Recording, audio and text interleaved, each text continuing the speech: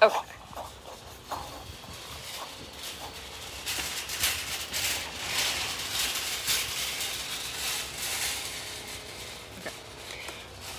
Good morning. Hi, welcome back from our long holiday vacation. I'm Suzanne, and I'd like to thank you for being here today for our live stream on how to water in summer.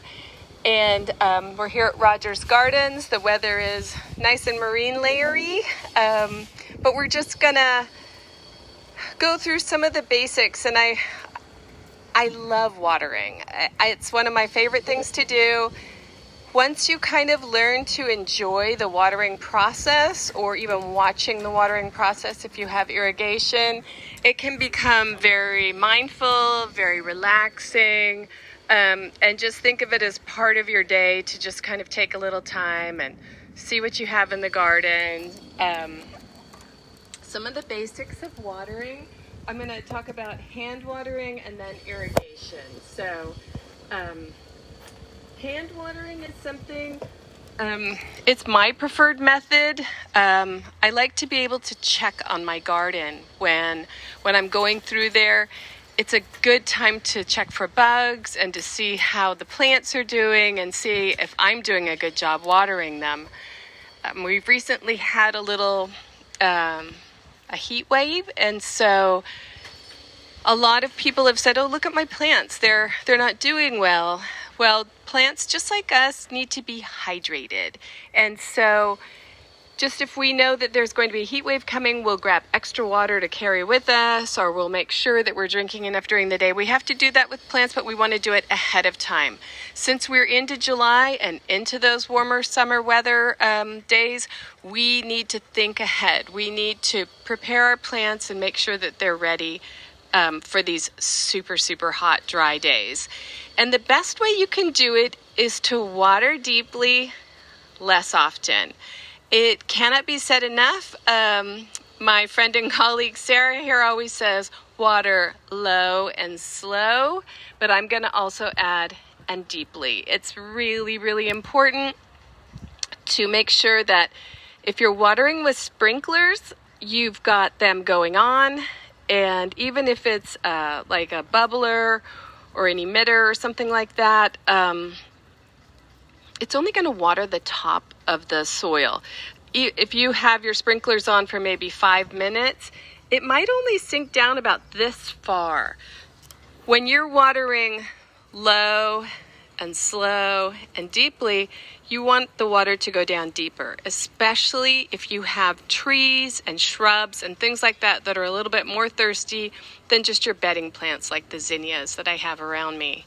So hand watering is going to be a super slow process.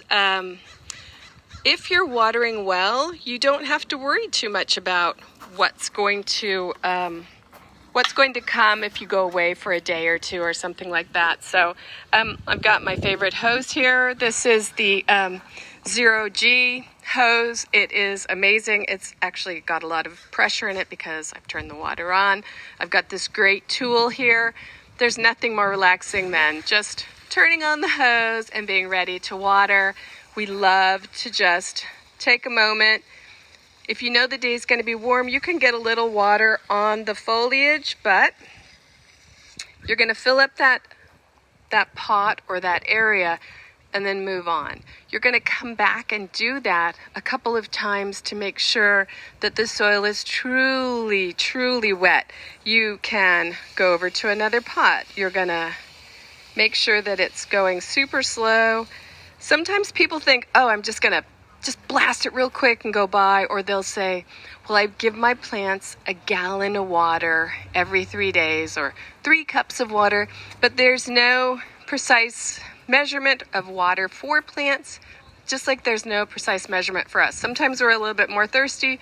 Sometimes we don't need as much. For some reason, what we're eating is good. So just make sure that when you have plants in pots, that the soil hasn't shrunk away from the sides, because then sometimes the water will go across the top, down the sides, and out the bottom, and you're not really getting where the roots are moistened. So that's a really important part of just going back again, making sure that it's real nice and slow, watering it, going back to your other pots, watering it, saying hi to the bees over there. The bees actually like the water too because they can drink it off of the flowers and the leaves. So that's hand watering, low, slow, easy. Take your time, make sure that that soil is saturated down low. And if you have a bigger garden that maybe something like this might be a little too time consuming, I urge you to get a soaker hose. It is such a great thing. They're very inexpensive. You can just lay them out there and then just let them emit, and you can walk away and you can check and see, move it around occasionally, and you know that it is just going to go straight down. No wasting of water during this drought time. It's going to just saturate that soil. Now, if you have irrigation, this is something that comes up a lot. We have a lot of questions here at Rogers Gardens about people with irrigation, and I think your little control station can be quite a quandary for people. They don't know how to use it. They'll say, oh, my gardener sets it, or I don't know, I haven't set it in 5 years or something. I would urge you to either get out that manual or go on the internet and find the manual for it and learn how to program it yourself. It's definitely easier than a cell phone. I'm dating myself. But a cell phone, you'll just learn how to program it, and that way you can cycle it. So you can sit back and watch, turn the sprinklers on, let them run until the water is going off the soil and maybe being wasted. Let it set for a few minutes, maybe 10 or 15, have it cycle back on again, and go through this cycle twice a week, maybe 3 times a week if it's super, super warm, but have it cycle so that your soil is really, really moistened.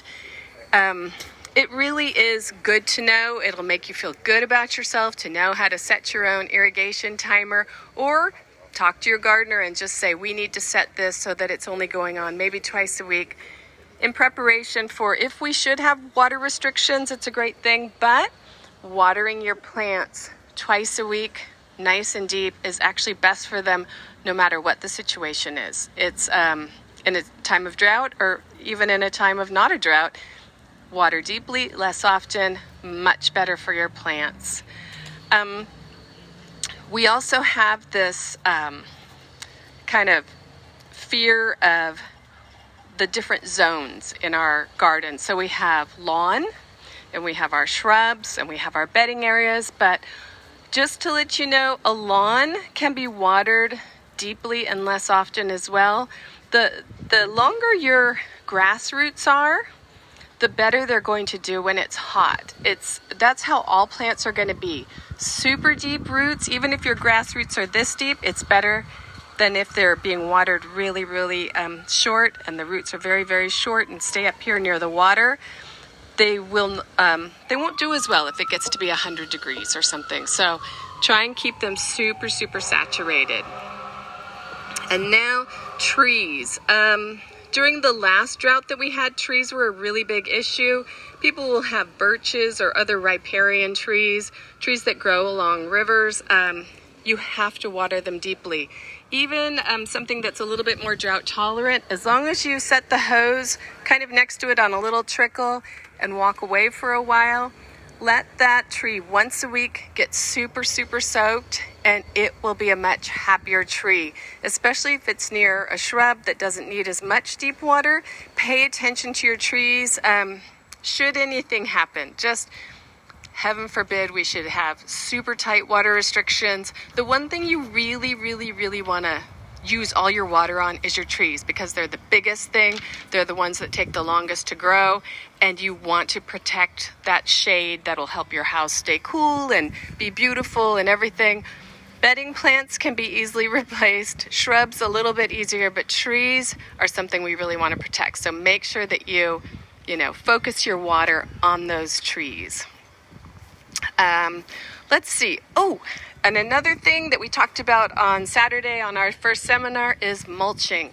Mulching is the new black. It is everything you can do to help to save water in your soil It makes your garden look really nice and finished, but it also just puts this nice layer, weed suppression, water saving, and a beautiful finish. You can't ask for anything more. There are tons of different kinds of mulch. There's shredded redwood, shredded cedar, there's mini mulch, there's medium bark, there's big bark. Whatever you want, just utilize that so you can help save 30 to 40% on your water bill just by using that mulch. It's amazing. And I just, it smells good, it looks good. So I would just say put 2 to 3 inches of mulch around your plants and just try and keep the stem of your plant, keep the mulch about an inch away from it. Otherwise, it can really kind of mess up the plant's growth. Let me see, what else do I have? Just test your irrigation. Make sure if something isn't doing well, look at the leaves. If the leaf itself is turning brown on the tips, it could be two things. It could be too little water, or it could be too much salt in your soil. And that's another reason why you want to flush the ground out twice a week while you're irrigating. The more that you water a lot, less often, you're going to flush those salts out of the soil. So if you have like the Japanese maples or camellias or other plants like that can really take a lot of salt in the soil up, if you flush the ground out as opposed to just watering on the top, it's going to take a lot of the salts out, and that will help you. So that's about it for watering. I want to show you a couple of things that can help. So, okay, we've got, again, my favorite hose. This is the 0G. This is a 100-foot hose. It's gigantic, but if you have good tools to water with, one, it'll be much more fun to water. There's nothing worse than going to water your garden and having like the hose explode, or your sprayer doesn't fit on the end and it's like kind of shooting out all over the place. Nobody wants to do that, but if you kind of invest a little bit in your hose and your tools, it's good. If you have a little patio, you could have this nice little springy one that you can stick in a pot somewhere. We have a lot of different hoses here. We've got the Super Duty, we've got a medium duty, and we've got this really cool one. We just got this in. It's a really lightweight hose that has a swivel end. So it's pretty neat. You won't be able to lose it, that's for sure. And then, can we see this here? This hose pot. We have this really cool hose pot. It's my favorite way of just throwing a hose away and to get it out of the way. It will protect your hose. It'll keep it from getting muddy and dirty and gross and buggy and stuff. So utilize a hose pot. And then if you have pests or something, a great way to get pesticide on your plants without too much fuss is to hook this onto the end of your hose. We have a couple of hose end pesticides. It's a concentrate, and it will automatically dilute it to whatever strength you need. This is BT, so if you're really coming into the caterpillar and worm season, monarchs and other beautiful butterflies notwithstanding, this is going to help you with those little green bugs that'll get on your bedding plants or your begonias and things like that. And we also have horticultural oil if you're trying to spray off your plants, clean them up, and then you discover maybe some whiteflies or something. You can use the horticultural oil, just put it on the end of your hose.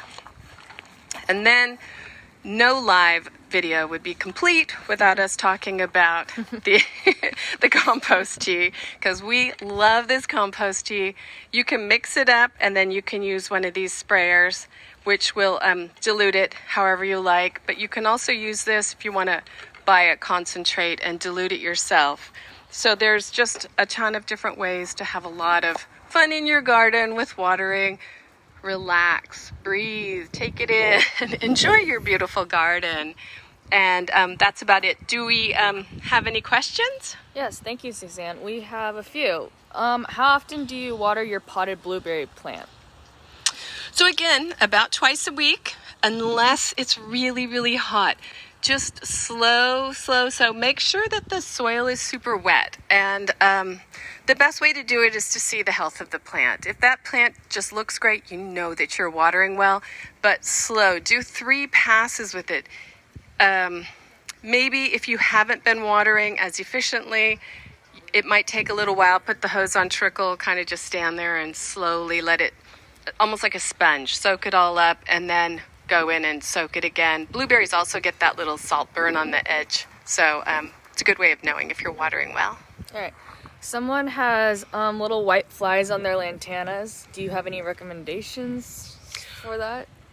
If it's white fly, we've talked a lot about this recently. White flies are something that come when there's maybe not enough air circulation or enough sun or something. So if it's white flies, a good oil-based spray like horticultural oil or neem or something to suffocate it, but you can also use worm castings, put them in the soil a couple times a year, and that it will work its way through the soil eventually to make the plant not taste good to the whiteflies. But spraying it off, keeping those mites and everything. Whiteflies really like to be in a still area where they can settle in, and if there's dust and dirt on there, all the better. They're just going to set up shop. All right, we have a few comments thanking you for this video, and it's just what they needed to start July out right. Yeah, exactly. But that's all the questions and comments for today. Okay, that's good. Thank you so much again for joining me. It's been super fun. I love coming here on Tuesdays and talking. And you know, on Thursday, Sarah's going to be here. She'll be doing her plant of the week, which is a surprise, but it's a good one this week, as it is every week. Come to rogersgardens.com. You can do online shopping, come into the store. It is beautiful here. And we also have Facebook, Instagram, YouTube. Subscribe and become a preferred guest here. You'll get all of our emails to know what we're doing. Later on this month, Sarah and I are doing our second seminar of the summer, and it will be all about hummingbirds. So that's about it for today. Thank you very much, and we will see you soon.